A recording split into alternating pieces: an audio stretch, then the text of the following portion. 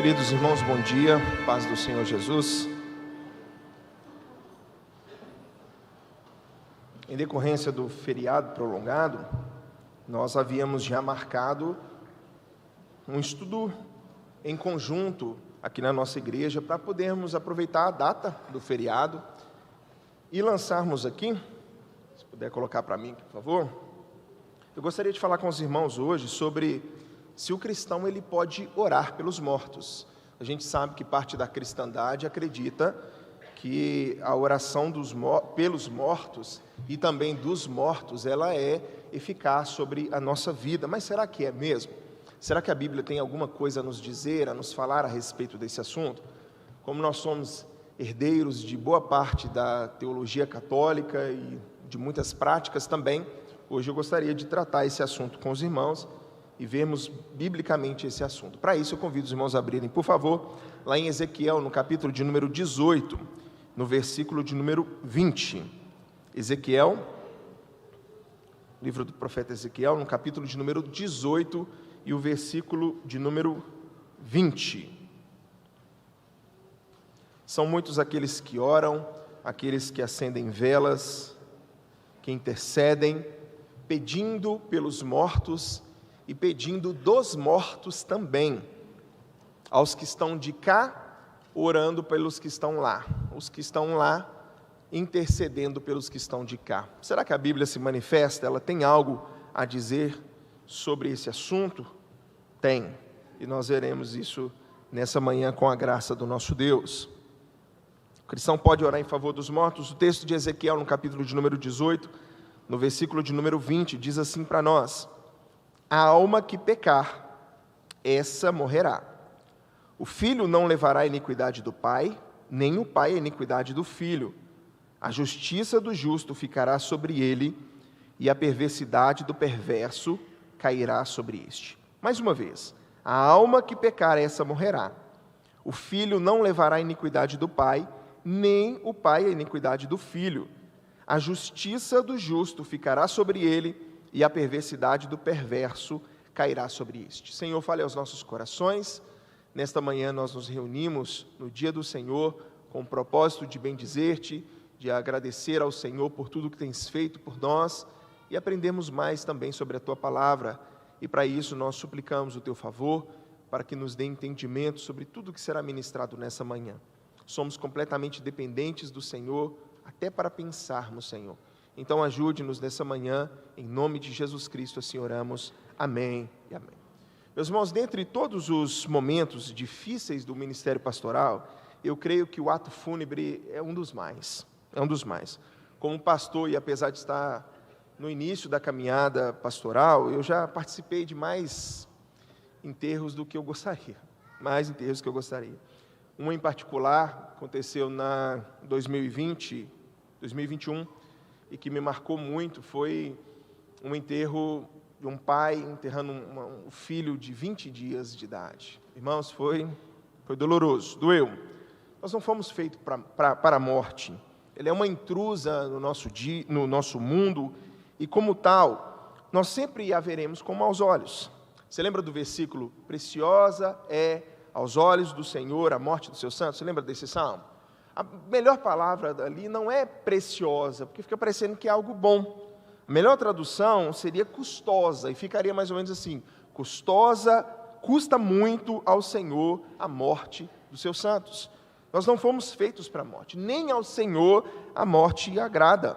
Como um vírus destrutivo, a morte entrou nesse mundo e causou o estrago que nós vemos hoje. Quando Adão e Eva comeram do fruto, a gente sabe muito bem disso, eles desobedeceram à lei do Senhor, quebraram a aliança que nós conhecemos como chamado pacto de obras. O pecado entrou no mundo e o salário do pecado é a morte. Essa a maldita da morte, ela é vista em três frentes. Primeiro, o homem quando peca, ele morre espiritualmente. O homem que antes tinha um contato não só nas coisas que são naturais, ou seja, nas coisas terrenas, mas também o contato espiritual. O homem é feito de terra, mas é soprado o fôlego de vida nele, a espírito, ele é terra, ele é espírito também. Ele tinha contato, comunhão com Deus, mas após a morte esse homem perde essa comunhão com o nosso Deus, ele morre espiritualmente. A outra morte que acontece é a morte que nós mais observamos, é a chamada morte do nosso corpo, é a morte física. Esse homem que foi criado para ser agora imortal, esse homem vai voltar para o pó. E ele vê a corrupção vindo sobre a vida dele, os anos passando, e a morte há de chegar para nós, se não estivermos vivos no dia da vinda do Senhor. Mas o fato é que esse homem, por causa do pecado, ele também morre fisicamente. E também, ele morre por último eternamente. Aquele que morre eternamente é aquele que não crê no Senhor Jesus. Mas o fato é que aqueles que morrem sem colocar a sua confiança no Senhor Jesus, todos esses homens morrerão eternamente. A morte afeta a nossa vida espiritual, afeta nosso corpo físico e afeta a nossa eternidade. A consequência do pecado é a morte. É um grande inimigo, e o apóstolo Paulo diz que é o último inimigo a ser destruído. E tendo este poder, queridos, tão destrutivo, e sendo um inimigo não só de cristãos, mas de toda a humanidade, nosso relacionamento com a morte é de repulsa. Nós a abominamos, nós choramos quando ela aparece, nós nos entristecemos profundamente quando alguém é tirado de nós. Para nós cristãos, ainda há uma esperança. Para nós cristãos que temos esperança, que temos Cristo Jesus que já a venceu, a morte ela é dolorida, ela é doída, a gente não pode negar. Mas o máximo que a morte pode nos fazer é nos colher e nos plantar no jardim de Deus eternamente. Nós choramos, nós nos entristecemos, mas nós não nos desesperamos. Afinal, nós sabemos que isso não é o fim. Se morremos com Cristo, com Ele também ressuscitaremos. Agora, queridos, para o ímpio, para aquele que não crê, isso é uma tristeza sem fim. Eles não têm a esperança, a expectativa de ressurreição, como eu e você temos, firmado na palavra de um Cristo que veio a esse mundo como homem, morreu e ressuscitou. Então, para eles, morreu, acabou. Eu já participei de enterros onde as pessoas estavam tristes, isso é óbvio, grande maioria, mas também já tive a oportunidade de estar em alguns, irmãos, onde não havia tristeza, havia desespero. Havia desespero. Um em especial, uma filha socava o caixão da mãe, dizendo aos berros: você não pode ir, eu não vou deixar, você tem que me perdoar primeiro. Não era tristeza, era desespero. E pela fala, havia coisas ali pendentes.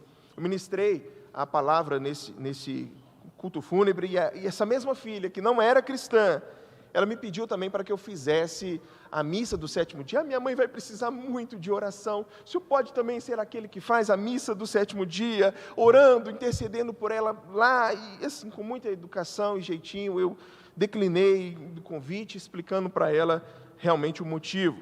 Essa moça, ela me fez esse convite, me fez esse pedido, irmãos, e não foi por acaso.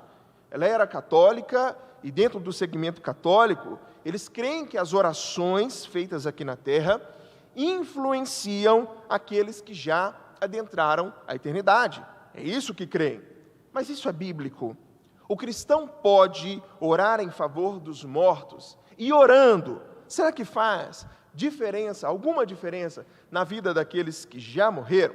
Eu separei aqui para nós alguns argumentos católicos para essa prática, e eu gostaria aqui de analisá-los junto com os irmãos, à luz daquela que não é um dos pilares da nossa fé, mas o pilar, a Bíblia Sagrada.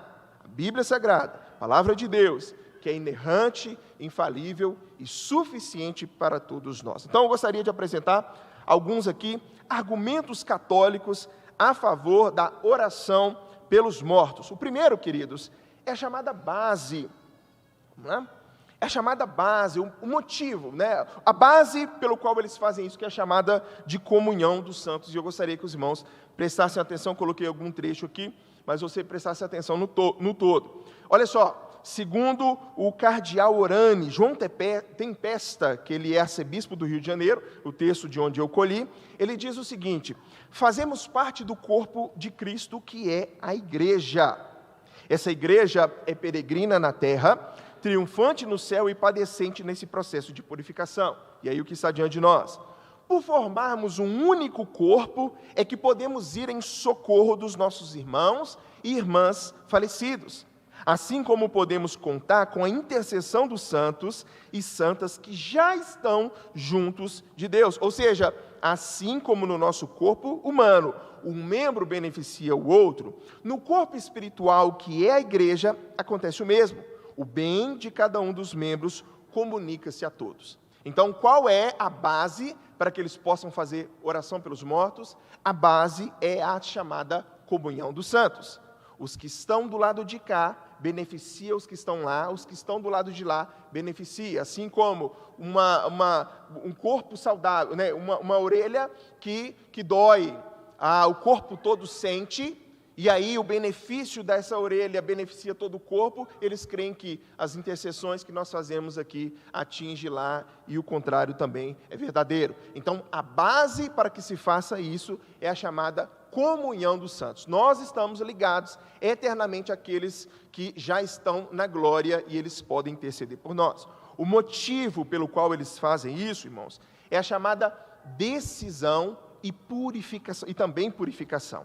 As orações, mais uma vez o texto, as orações na intenção das pessoas que já faleceram são expressão da ligação e do amor que temos para com elas.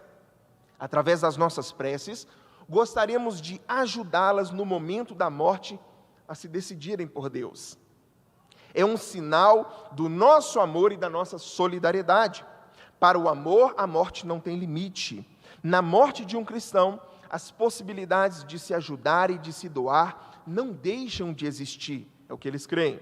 Rezamos pelos mortos, na certeza de que as nossas preces podem ajudá-los no encontro definitivo com Deus.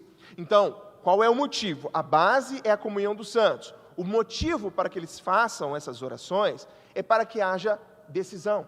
E para que aqueles que não foram completamente purificados aqui nessa vida, morreram, até pertenciam ao Senhor, mas não foram completamente purificados, essas pessoas possam, assim, alcançar ali a purificação completa. Inclusive, está até no catecismo deles, que diz o seguinte: os que morrem na graça e na amizade de Deus, mas não estão completamente purificados, embora não tenham garantida a sua salvação eterna, passam após a sua morte por uma purificação, que é o que eles creem, a doutrina do purgatório, a fim de obterem a santidade necessária para entrar na alegria do céu.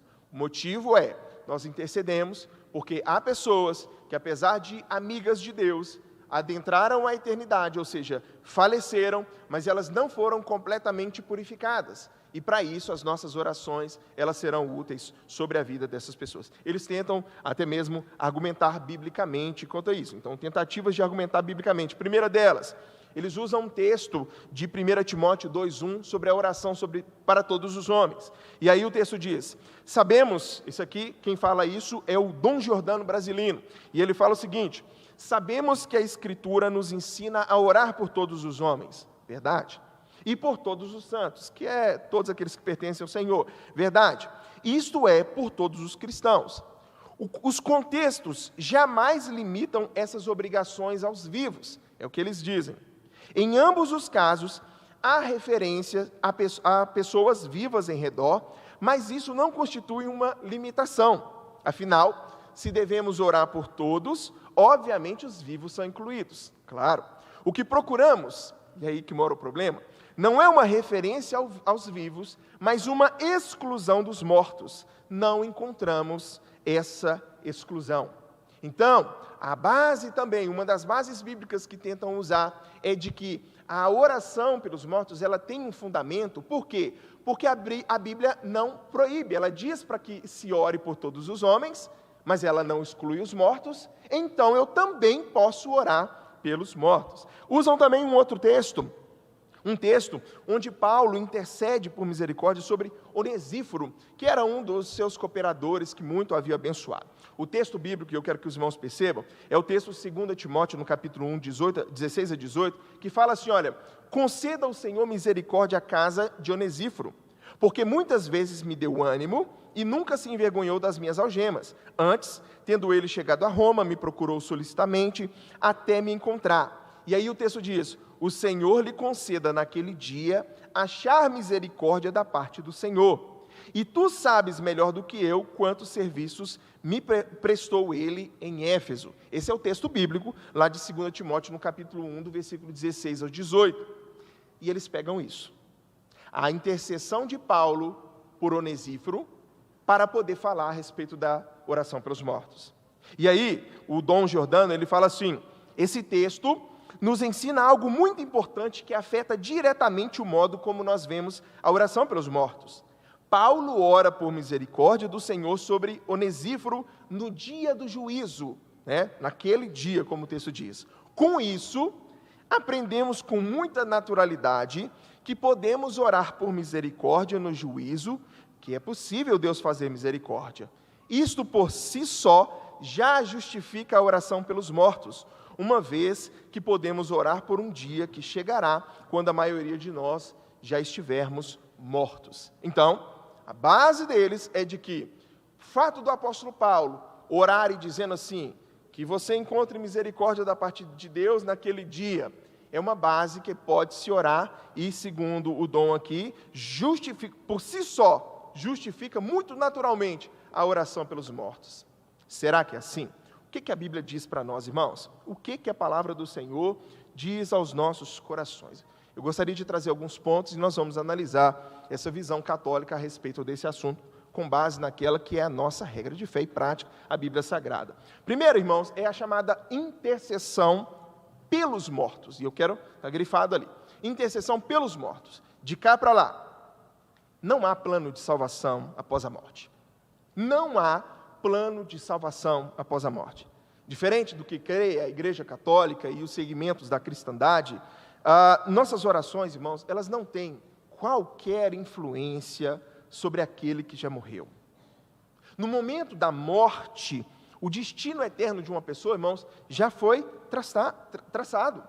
Ou essa pessoa, ela é salva pela fé em Cristo, e ela já está no céu ali, experimentando da alegria de estar na presença do nosso Deus, ou essa pessoa já está em tormento eterno, ainda não adentrou os infernos, será ainda inaugurado aí, mas o fato é que essa pessoa já está naquele chamado estado intermediário, onde ela já tem consciência das suas obras, ela tem consciência da dureza do seu coração, e já está em tormento eterno por causa disso. Então, irmãos, não há prorrogação, não há morreu aqui, mas aí aos prorrogação você tem como fazer um gol e levar a libertação. Não tem isso, não há essa possibilidade. Não há essa possibilidade. Então, morreu, acabou. Em Hebreus 9, irmãos, olha o que nós lemos. Lá em Hebreus, no capítulo de número 9, no versículo 27, diz assim para nós, e assim como aos homens está ordenado morrerem uma só vez, excluindo a tal da reencarnação. Morreu uma só vez, e o que vem depois disso? O juízo. Vindo depois disso, o juízo. Então, irmãos, o que está diante de nós? Não existe etapas pós-morte. Não há plano de salvação após a morte. Ou é céu, justificado pela obra de Cristo Jesus, para aqueles que creem nele, para aqueles que creem, ou é céu, ou é inferno. O que vem, irmãos, depois da morte é juízo. E nenhuma mudança na condição espiritual seja feita por essa pessoa que está lá no céu e disse, agora que eu morri aqui, agora eu vou começar a fazer boas obras, ou agora eu me arrependo. Não. Ou então por qualquer outra pessoa que esteja fazendo um esforço por aqueles, Não há essa possibilidade. Então, irmãos, a ideia de que, por formarmos um único corpo, é que podemos ir em socorro dos nossos irmãos e irmãs falecidos, que é a visão deles, isso é desnecessário. Por quê? Aqueles que compõem o corpo de Cristo, irmãos, já são dele. Já são dele. Eles não serão, eles já pertencem ao Senhor, aqueles que são de Cristo. Se já são do Senhor, foram por ele purificados e não necessitam da intercessão de quem está do lado de cá. Por quê? Porque se essa pessoa morreu crendo em Cristo, os seus pecados foram cancelados e ela já desfruta da presença do Senhor. E se ela morreu incrédula? Se ela morreu incrédula, ela já está em tormento eterno por causa disso. Tem uma história na Bíblia que ela exemplifica isso para nós. Apesar de ser uma parábola, ela tem muito a ensinar aos nossos corações. Eu faço questão de lançar aqui para nós um texto um pouco maior. Olha só, esse é o texto que está diante de nós, de Lucas, no capítulo 16, do verso 19 ao 31, que fala assim, olha, ora, havia certo homem rico, olha o texto, que se vestia de púrpura e de linho finíssimo, e que todos os dias se regalava esplendidamente. Havia também certo mendigo chamado Lázaro, coberto de chagas, que jazia à porta daquele, e desejava alimentar-se das migalhas que caíam da mesa do rico, e até os cães vinham lamber-lhes as úlceras. Nós temos duas posições bem distintas, um homem gozando de muitas bênçãos aqui nessa terra, de muita prosperidade, e um homem sofrendo e querendo até mesmo comer ali a comida que caía da mesa, ali, as migalhas que caíam da mesa. Ok, aconteceu morrer o mendigo e ser levado pelos anjos para o seio de Abraão. Morreu também o rico e foi sepultado. No inferno, estando em tormentos, levantou os olhos e viu ao longe Abraão e Lázaro no seu seio. Então agora, é esse rico quem está no inferno, em tormento, e quando ele levanta a cabeça, ele consegue ver lá do outro lado. O Lázaro, ele reconheceu o mendigo que estava na porta dele, e reconheceu também, de alguma maneira, a Abraão. Então, clamando, disse, Pai Abraão, tem misericórdia de mim. Ele chama de pai. Então, certamente, esse rico aqui era um daqueles israelitas orgulhosos de possuir o sangue de Abraão. E ele diz, Abraão, pai Abraão, tem misericórdia de mim. E aí, no orgulho dele, e manda Lázaro que molhe em água a ponta do dedo e me refresque a língua, porque estou atormentado nesta chama. Disse, porém, a Abraão, filho, lembra-te de que recebeste os teus bens em tua vida, e Lázaro igualmente os males. Agora, porém, aqui ele está consolado, você em tormentos. E, além de tudo, está posto um grande abismo entre nós e vós, de sorte que os que querem passar daqui para vós não podem, nem os de lá para passar para nós. Então, replicou, Pai, eu te imploro que o mandes à minha casa paterna, porque tenho 5 irmãos, para que lhes dê testemunho, a fim de não virem também para este lugar de tormento. E Abraão responde, eles têm Moisés e os profetas, ouçam-nos. Mas ele insistiu, não, pai Abraão, se alguém dentre os mortos for ter com eles, eles vão se arrepender. Abraão, porém, lhe respondeu, se eles não ouvem a Moisés, nem aos profetas, tampouco se deixarão persuadir, ainda que ressuscite alguém dentre os mortos. É uma parábola, mas ela mostra para nós justos e injustos separados. Se lembram da rejeição ou da aceitação do Evangelho. Então, enquanto você tem Lázaro sendo consolado junto ao seio de Abraão, desfrutando agora já das alegrias eternas, você tem o rico do outro lado, consciente da sua rejeição ao Evangelho. E aqui, queridos, aqui fica bem claro que para nós aqui, ele não pede para ser tirado de lá, ele não diz, aconteceu alguma errada. Não, aqueles que estão no inferno, aqueles que estão em tormento, eles sabem por que eles estão dessa maneira. Você tem justos e injustos separados, você tem a lembrança da aceitação ou então da rejeição do Evangelho, e eles estão em paz ou tormento, e a sua situação, como o texto diz, não pode ser remediada. Não há alteração na situação desses homens. Queridos, a Bíblia é clara ao ensinar que o estado eterno da humanidade, ela é determinada pelas nossas ações durante essa vida.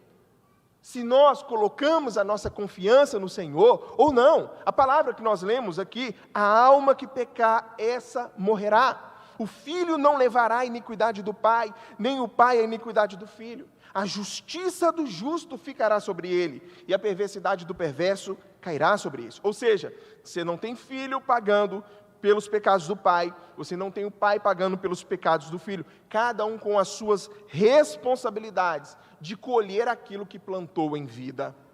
Cada um tendo a responsabilidade de si. Ah, mas é o seguinte, mas é que através das nossas preces, nós gostaríamos de ajudá-los no momento da morte a se decidirem por Deus. E aí, queridos, a resposta é de que a decisão é em vida. A decisão é em vida. Após a morte, o destino final já está selado. Você pode até orar, e você pode orar intensamente pela pessoa que morreu, porque você amava e você queria que ela tivesse uma nova chance, mas isso não vai mudar absolutamente nada, pois cada um de nós dará contas de si mesmo. Cada um de nós dará contas de si mesmo diante do nosso Deus. O tempo para você orar por uma pessoa é enquanto ela está viva, enquanto há a possibilidade de que haja mudança no seu coração, mudança nas suas atitudes, nos seus comportamentos, para que eles sejam alterados. E eu gostaria de ler com os irmãos, por favor, em Romanos, abra aí, por favor, Romanos, no capítulo de número 2, do verso 6 até o verso de número 9. É esse aqui o momento de nós intercedermos por essas pessoas. Romanos,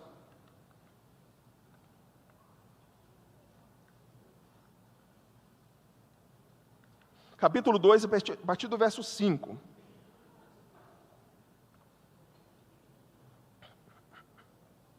Romanos 2, 5 diz assim: mas segundo a tua dureza e coração impenitente, acumulas contra ti mesmo ira para o dia da ira e da revelação do justo juízo de Deus, que retribuirá a cada um segundo o seu procedimento.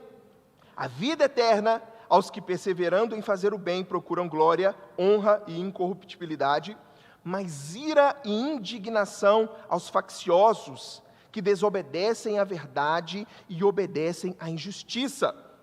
Tribulação e angústia virão sobre a alma de qualquer homem que faz o mal, ao judeu primeiro e também ao grego. Glória, porém, e honra e paz a todo aquele que pratica o bem, ao judeu primeiro e também ao grego. As consequências para aquilo que está diante de nós, amados, são consequências de coisas que nós vivemos aqui nessa terra. Do nosso procedimento, e ainda que é óbvio que não são as nossas obras que nos salvam, mas aquele que foi salvo, ele pratica boas obras. Aquele que foi prago, que foi salvo por Cristo Jesus, é esse que receberá glória, honra e paz do nosso Senhor naquele dia do juízo. Então, o momento da intercessão, da oração, para que haja transformação no caráter desse homem que é mau, desse homem que é corrupto, desse homem que continua fazendo a maldade, o momento é agora. O momento é agora. Intercessão pelos mortos, irmãos, está completamente fora de cogitação. Segundo a palavra de Deus, hoje é o tempo. Hoje é o dia, o momento é agora. Morreu com Cristo, glória. Morreu incrédulo, tormento eterno, sem possibilidade de mediação, de remediar, de qualquer outra coisa. Morreu sem Cristo. O dia da intercessão, de orar, Deus quebranta o coração desse menino. Deus quebranta o coração do meu filho, do meu pai, da minha mãe. Quebranta, Senhor, tem misericórdia, haja sobre a vida enquanto ele está vivo. Porque após a morte, irmãos, aí essa pessoa vai lidar com o Senhor. E aí ela vai lidar com o Senhor pelas obras de Cristo ou colhendo os frutos das suas próprias obras. Intercessão pelos mortos, negativo. Mas pastor, e a tal intercessão dos mortos, que no caso seria o de lá para cá? Intercessão dos mortos. Outro ponto que eles levantam é essa possibilidade de que aqueles que estão lá na eternidade podem interceder a Deus em favor de nós. E aí o texto diz aqui para nós aqui, a visão deles do catecismo, da Igreja Católica. A nossa oração por eles, no purgatório, pode não somente ajudá-los, mas também torna eficaz a sua intercessão por nós. Há uma intercessão dos mortos, é assim que eles creem. E aí diz mais, o cardeal orando, ele diz: por formarmos um único corpo, é que podemos ir em socorro dos nossos irmãos e irmãs falecidas, assim como podemos contar com a intercessão dos santos e santas que já estão juntos de Deus. Irmãos, a Bíblia, em momento algum, diz que aqueles que morreram e estão no céu com Cristo intercedem por nós. Não há qualquer tipo de referência. Na verdade, irmãos, a nossa intercessão, ela é muito superior. Ela é muito superior.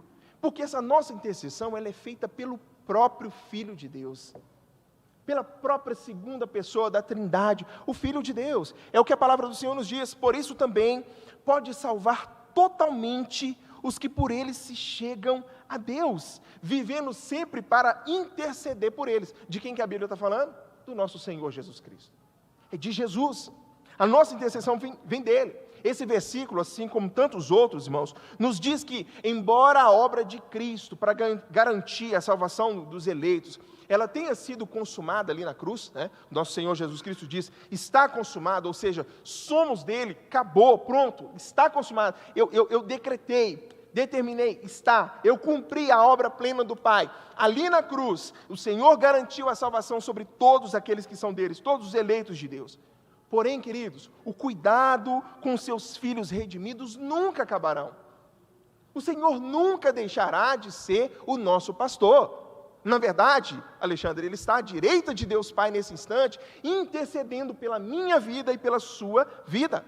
Jesus, queridos, não foi para o céu e fez uma pausa, estou indo aqui, mas veja lá, e vai viver, já morri por você aí, consumei as coisas, mas veja bem, hein, vai vivendo a sua vida na boa aí. Não, queridos, o nosso Senhor, Ele não dá uma pausa no seu ministério pastoral, não, Ele está no céu como nosso pastor eterno, intercedendo pelo Pai, é o que não vai nos dizer a palavra. O texto nos diz lá em Romanos 8:34, quem os condenará? É Cristo Jesus quem morreu, ou antes quem ressuscitou, o qual está à direita de Deus e também intercede por nós. A nossa intercessão, meus irmãos, a nossa intercessão no céu não é feita por homens, não é feita por Maria, mas é feita pelo próprio Filho bendito de Deus. Nosso próprio Filho bendito de Deus, Jesus Cristo, nosso Senhor. Quando eu clamo, e aí que moram os grandes problemas, que às vezes a gente lança certas ideias sem pensar nas consequências que essas ideias têm. Quando eu clamo pela mediação de homens, pela mediação de santos, eu desprezo a Cristo. Eu desprezo a Cristo. Por quê? Porque foi Cristo quem pagou o preço por nós. Foi Cristo quem morreu em uma cruz. Não foi Nossa Senhora, não foi Santa Maria, não foi São Pedro, não foi São João, ou qualquer outro santo. Foi Cristo Jesus quem intercedeu, quem morreu na cruz, quem intercede por cada um de nós. Quando eu digo e falo assim, não, mas eu vou orar para Maria, porque Maria abre o caminho. Que isso, querido? É o Senhor Jesus, é o Senhor quem se entregou por nós, intercede por nós. É Ele quem clama à direita do Pai por nós. Toda a honra e toda a glória é somente de Cristo Jesus. Nosso Senhor não divide a glória dele com homens. Não divide a sua glória com homens. Jesus é o nosso Salvador, mediador. A palavra assim nos diz, porquanto há um só Deus e um só mediador entre Deus e os homens. Quem é esse? Cristo Jesus, homem. Pergunto para os irmãos, são quantos mediadores? Eu posso esperar então intercessão, mediação de outras pessoas senão de Jesus? Se é somente Ele, se Ele é o mediador, eu vou esperar a intercessão de outras pessoas? O irônico é que esse versículo também está lá na Bíblia dos católicos, mas claramente é ignorado. Então, oração pelos mortos, aqui para lá, não é essa possibilidade, não muda destino eterno. Intercessão deles por nós, meu Deus, eu tenho o próprio Filho de Deus, que é Deus, que se encarnou, que se humilhou ao vir como homem, esteve no nosso meio. Eu vou entregar a adoração para homens, se não ao nosso Senhor? De jeito nenhum. E as tentativas, pastor, de argumentação bíblica? A primeira delas é aquela da oração por todos os homens, né? Sabemos que a Escritura nos ensina a orar por todos os homens e por todos os santos. Por todos os santos, isso é, por todos os cristãos. O que procuramos não é uma referência aos vivos, mas uma exclusão dos mortos. Não encontramos essa exclusão. Irmãos, sinceramente, chega a ser cômico usar um argumento desse para poder se referir à oração pelos mortos. Mas isso aqui, irmãos, mostra para nós algo que faz da Bíblia, já ouviu que fala que a Bíblia é a mãe de todas as heresias? A má interpretação da Bíblia é a mãe de todas as heresias. Você sabe por quê? Porque a leitura, irmãos, de um texto, sem se atentar para o contexto, pode fazer isso. Você quer ver esse argumento aqui cair por terra somente por meio de perguntas? Eu vou perguntar e os irmãos vão responder para mim. Quem está falando a Timóteo? Quem está escrevendo para Timóteo? Paulo. O que Paulo está falando? Paulo está falando para orar por todos os homens. Está aqui meu texto. Antes de tudo, pois, exorto que se use a prática de súplicas, orações, intercessões, ações de graça em favor de todos os homens, em favor dos reis e de todos que se acham investidos de autoridade, para que vivamos vida tranquila e mansa, com toda piedade e respeito. Quem está falando é o apóstolo Paulo. Está falando com Timóteo. São as perguntas básicas numa exegese que a gente faz para o texto. Quem está falando é o apóstolo Paulo. E aí vem a pergunta aqui assim, o que ele está falando? Ele está falando para que Timóteo não esqueça de interceder por todos os homens. Ah, pastor, mas quem são todos esses homens? Quem são esses homens? São as classes de homens aqui que estão investidos de autoridade. Quando o apóstolo Paulo escreve para Timóteo, tinha muito judeu acreditando que, por exemplo, pelo fato de você ter um governo maligno que tinha, do imperador maligno que tinha naquela época, então não tinha que obedecer Estado. A gente até falou sobre isso quando estudamos aqui em Tito. E aí o apóstolo Paulo fala, não, a gente tem que orar, tem que interceder pela vida desses que estão investidos de autoridade. Os reis, os governadores, os prefeitos, todos esses homens que estavam investidos de autoridade ali naquele tempo, tá? São classes de homens que estão investidos de autoridade. Aí vem a pergunta para os irmãos, se é para esses homens a oração, e o objetivo de fazer essa oração é para que se tenha vida tranquila e mansa, os mortos podem ser incluídos, irmãos? Está orando por liderança, está orando por aqueles que são autoridades, tá? Governamentais. Você pode incluir os mortos nessa oração? Se o intuito é para que se tenha vida mansa e tranquila? Você sabe que não. Então, o argumento de que não há exclusão dos mortos e por isso a gente deve orar é infantil. Ora-se por líderes para que se tenha vida tranquila. É claro que os mortos estão excluídos, eles não estão lá na liderança.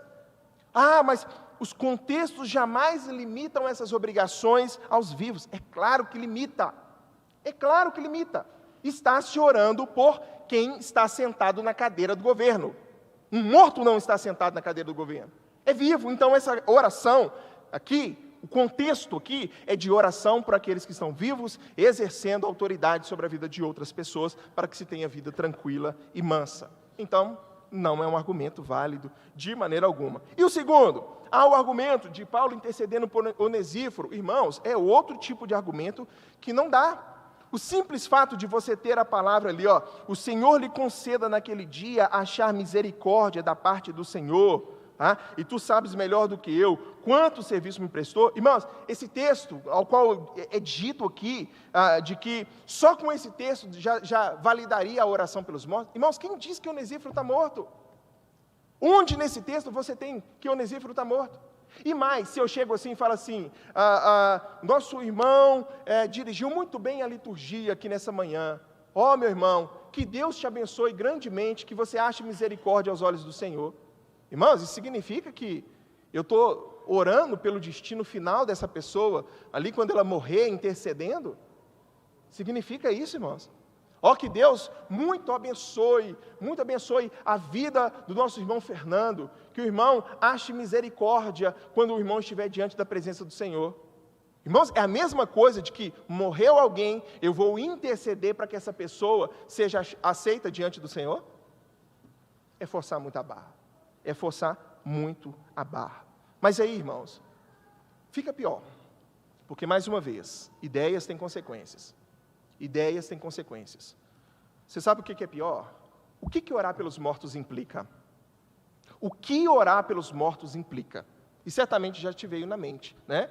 Já te veio na mente que o sacrifício de Jesus, então, ele não foi suficiente para poder perdoar, para poder purificar, para poder santificar os pecadores. Irmãos, se eu oro pelo um morto, intercedendo por ele, para que ele seja purificado, que é o tal purgátio, purgátio, estão num lugar, eles não gostam de falar de lugar, mas estão diante de Deus, mas não estão completamente diante de Deus. Então é uma espécie de limbo ali, que precisam de orações, intercessões, para que essa pessoa saia de lá. Meus irmãos, se eu falo isso, eu estou colocando a obra de Jesus em xeque. Eu estou dizendo que Jesus não é tão bom assim, de que Ele não é tão suficiente assim, que a sua obra não foi tão perfeita assim, como os homens pensam. Porque é esse o resultado desse pensamento. Os que morrem na graça e na amizade de Deus, mas não estão completamente purificados. Mas como assim que não estão purificados? Se morreram crendo em Cristo Jesus, a gente sabe que o sangue de Jesus purifica de todo pecado. Mas esses não estão completamente purificados. Embora tenham garantida a sua salvação eterna, passam após sua morte por uma purificação, a fim de obterem a santidade necessária para entrar na alegria do céu. Como assim que eles não estão completamente purificados? Para os que pensam assim, irmãos, Jesus não é suficiente. Jesus não é suficiente. E aí, aí é que mora, porque esse é o orgulho de todo coração humano. O que é isso, irmão, senão a chamada autojustificação, que é uma coisa que eu e você gostamos muito, de adentrar o céu e falar assim, não, amém, eu cheguei aqui por causa de Jesus, mas também eu fiz por onde, sou eu dei dízimo, eu fui na igreja, eu era uma pessoa boa. Esse é o orgulho de todo homem. Mas, queridos, o único meio de nós adentrarmos os portões celestiais é apoiados na obra única e exclusiva de Jesus. É somente por meio dele. Mas os que pensam assim precisam das obras deles e ainda precisam das obras de outras pessoas para que possam ser purificados e santificados plenamente. Plenamente. Acham que a salvação está sobre os seus ombros, mas não está. Se dependesse de você, você jamais seria salvo. Jamais seria salvo. Nós somos salvos pelo que Cristo fez. É único e exclusivamente pela obra de Cristo Jesus que nós somos aceitos diante de Deus. O texto bíblico vai dizer para nós que se, porém, andarmos na luz como Ele está na luz, mantemos comunhão uns com os outros, e o sangue de Jesus, seu Filho, nos purifica de alguns pecados. De parte, eu faço 50-50, 50 meu, 50 seu. Não. O sangue de Jesus nos purifica de todo o pecado. Absolutamente todo o pecado. Todo. Por completo, não por metade, não com etapas.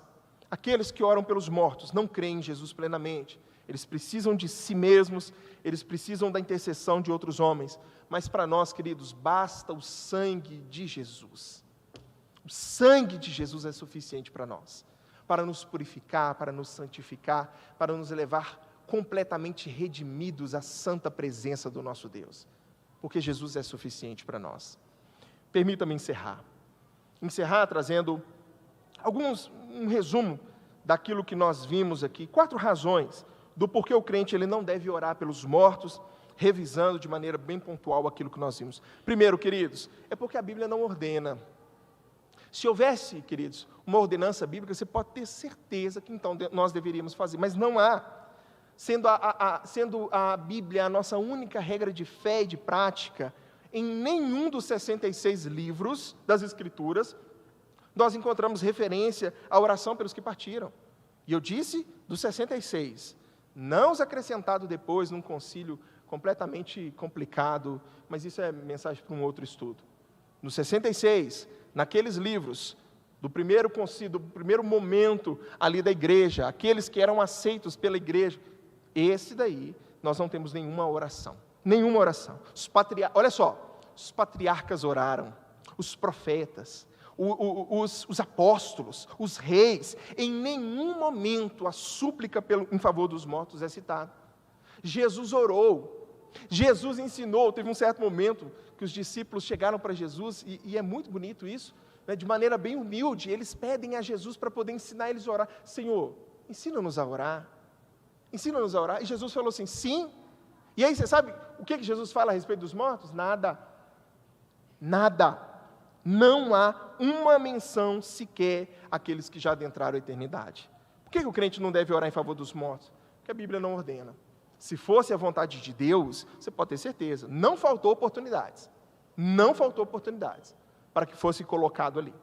Segundo, porque não muda o destino de ninguém, e nós falamos a respeito disso aqui. A Bíblia é enfática ao dizer que após a morte, o destino de alguém já está confirmado. Vindo depois disso, o juízo. Ou essa pessoa, ela será salva, porque ela morreu crendo em Cristo e na sua obra, devotando a sua vida ao Senhor, e aí ela já vai estar no céu, desfrutando da eternidade junto com Cristo, ou essa pessoa já está em tormento eterno. Não há plano de salvação após a morte. Absolutamente nada pode ser feito por aqueles que já partiram. Terceiro, Porque cada um responderá por si diante de Deus. Por si. E aqui tem muito filho de crente, né? Ah, Senhor, eu sou o filho da irmã Joaquina. Eu sou o filho do irmão Pereira. Eu sou filho do irmão João. Meu pai era homem de oração. Meu pai era meu avô, aquela bênção que era o meu avô. Estou aqui, Senhor. Eu sou mesmo sangue da irmã Maria. Sou mesmo. Cada um de nós responderá por si. Você precisa da sua própria fé no Senhor. Você precisa crer no Senhor por si mesmo. Não mais pela fé dos seus pais, mas pela sua fé, a sua intimidade, a sua comunhão com o Senhor. Você precisa do seu encontro particular com Cristo Jesus. Você já teve? Você já teve? Você vai responder por si. Cada um de nós é responsável por si. E por fim, queridos, por que o crente não ora pelos mortos? Porque isso implica que Jesus não é suficiente. E nós não cremos nisso de maneira alguma. Quem ora pelos mortos intercede para que haja purificação, para que haja santificação, mas nós já temos na pessoa do Senhor Jesus. Nós já temos completamente a purificação e a santificação na obra do nosso Senhor. Por mais que nessa santificação seja ato e processo, Cristo já nos santificou e nós aqui nessa terra vamos nos santificando até chegarmos à estatura de Deus Pai. Ainda assim, quando nós fecharmos os nossos olhos aqui, estaremos plenamente purificados e santificados, já não pecando mais na eternidade, junto com o nosso Senhor. E se você morreu com Cristo, oh, queridos, que maravilha! Não tem a morte como aquela que põe um fim, que põe um ponto final, completo na sua existência, seja de corpo, seja de alma, não. Nossa alma vai para diante da presença do Pai, e nós somos ou aceitos mediante a obra do Filho dele, ou rejeitados eternamente por causa da nossa incredulidade. Nossa, eu queria tanto que fulano estivesse aqui e ouvisse essa palavra é para você. Essa palavra é para você. Se Jesus quisesse que fulano estivesse aqui, ele estaria. Essa palavra é para você. Pastor, eu já sabia disso tudo, maravilha, guarda no seu coração e agradece ao Senhor pela bênção de pertencer. Todos nós temos motivos, queridos, ou de acender um sinal de alerta e dizendo, opa, essa fé que eu estou com ela aqui não é minha não, estou com a fé dos meus avós, estou com a fé dos meus pais, eu preciso de um encontro. Senhor, venha ao meu encontro. Senhor, eu preciso do Senhor, eu preciso do Senhor. É a sua realidade nessa manhã? Fique de pé, vamos orar.